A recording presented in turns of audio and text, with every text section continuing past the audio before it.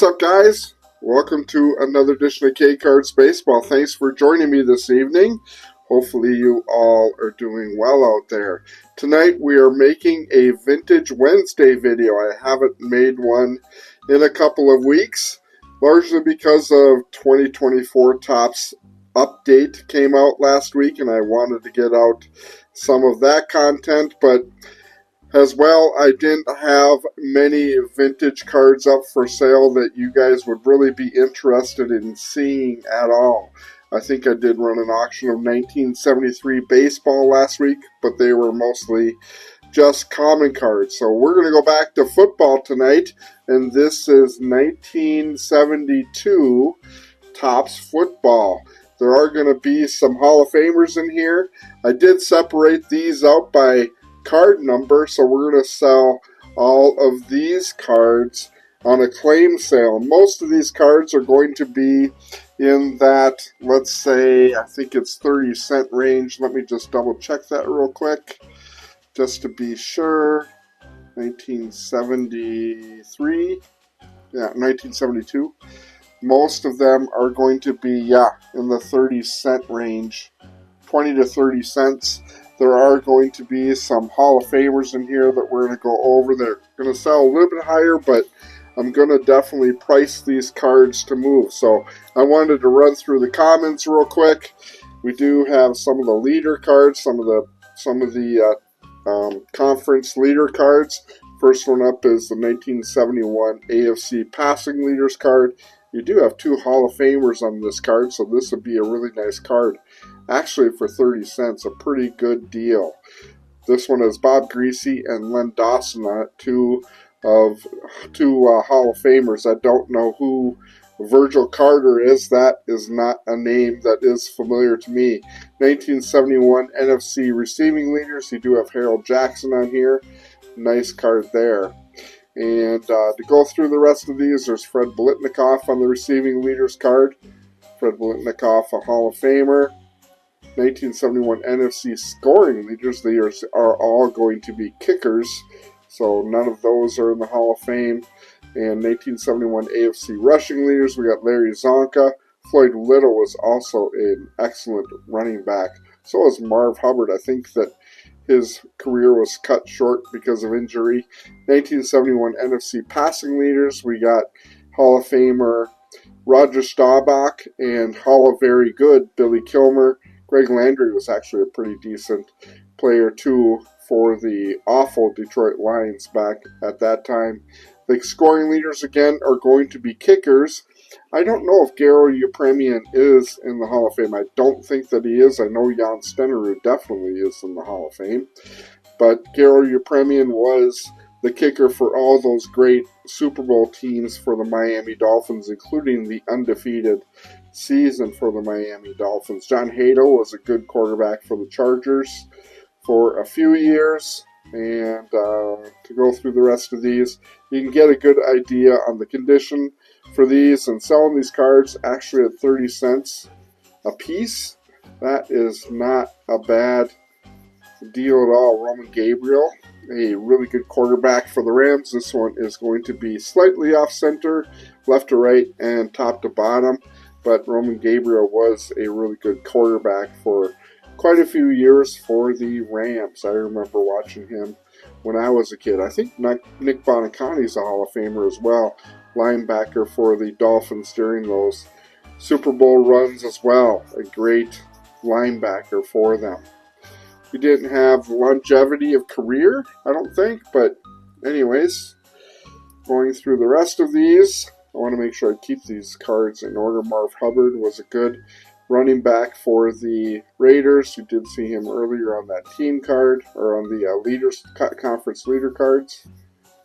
And who else do we got here? Herb Adderley, longtime safety. No, cornerback. I thought he was a safety. Cornerback. Jim Mata was a really good center for the Raiders for a long time. He led them to a Super Bowl in '76, I believe. which was the last year that my Vikings were in the Super Bowl. Can you believe the Minnesota Vikings have not been to a Super Bowl since 1976 against the Raiders? They played in 4. They were favored to win against the Kansas City Chiefs. I think it was 68. And then they played the Steelers and the Dolphins when those two teams were at their height and lost both of those games by quite a deciding margin. And then one last chance in 1976 with that team with Fran Tarkenton at quarterback. Bob Hayes was a good receiver for the Cowboys. Ranieri,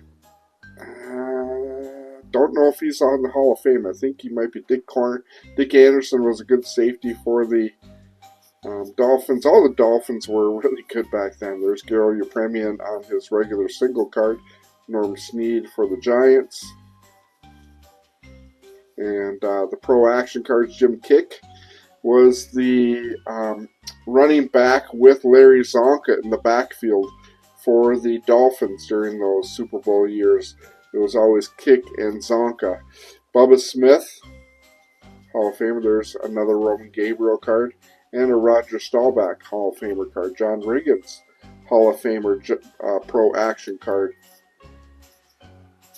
And AFC semifinal game, the Dolphins and the Chiefs. It's kind of weird on these action cards if you look at them.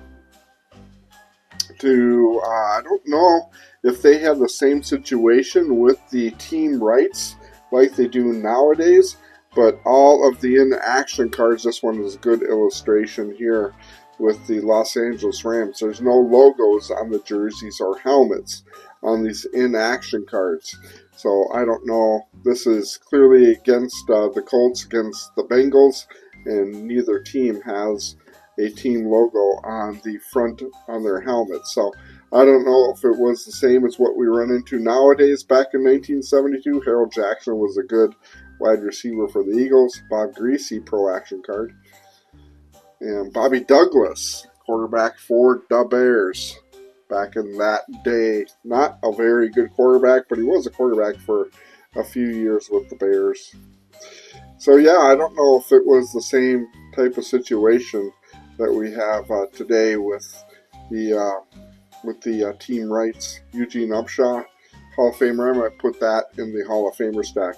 Fred Cox, interesting story about him. I think I tell this story every time I come across a Fred Cox card.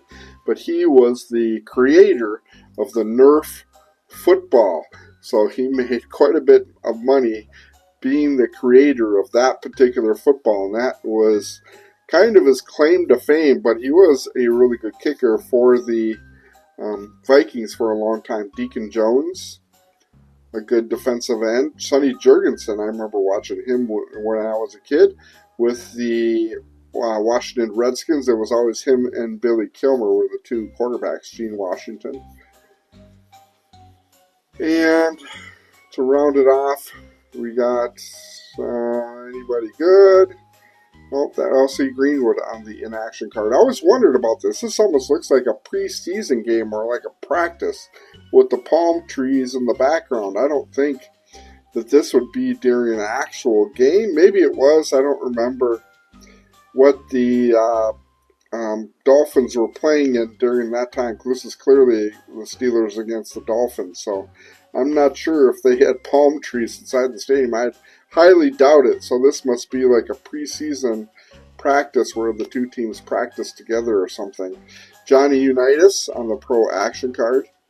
Hall of Famer Johnny Unitas, and probably a top 15 quarterback maybe, Greg Landry for the Detroit Lions. So that is it. I wanted to run through the Hall of Famers and the cards that will be selling for a little bit of a higher price. I can't remember if I got Eugene Upshaw, but he will be at $1. John Riggins, this I believe is his rookie card, and I do have these two cards at $3 a piece. Carl Eller, Hall of Famer Carl Eller. That one will be a $1 card. Jan Stenerud will be $2. That's really in nice shape. Centering is pretty much right on the left to right and also on the top to bottom. This guy is not a Hall of Famer, but he led the Oakland Raiders to a Super Bowl championship, I think in '82, when Marcus Allen was the running back for the Raiders.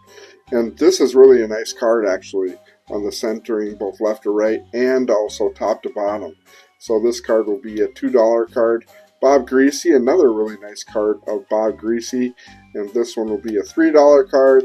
This one is going to go at $10 for the Joe Namath. LC Greenwood, nice centering on this card as well. This one will be a $2 card. Larry Zonka, I will put up for $2. Nice centering here, a little bit off left to right, probably 70-30 left to right. Top to bottom is actually pretty decent. Daryle Lamonica, not a Hall of Famer, but probably should be. Centering on this card is pretty much right on. The back is in really good condition. So the corners are really sharp, so this is a really nice card, and that one will go up for $2. And finally, George Blanda, the guy who legitimately almost beat Father Time. He started out his career in 1950, and this is 1972. I think he did play till about 76. He was the kicker as well as the backup quarterback, and I remember watching him play quarterback a few times when Daryle Lamonica got hurt. George Blanda would come in and play. So that is those cards. So that is what I got for you guys tonight. Just a quick video on these 1972 Topps football cards. Again, these will be going up for auction tomorrow night. I will post them.